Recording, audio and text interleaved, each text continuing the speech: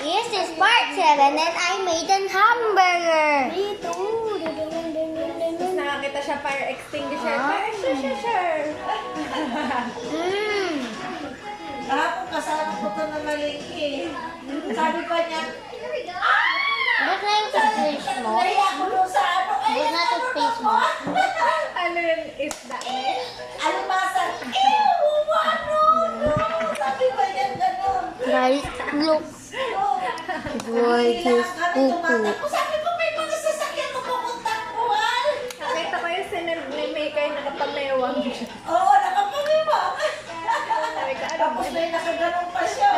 And also, please like and subscribe to all of my episodes in Italy.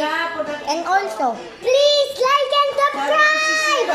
And also, this is for my comment and share.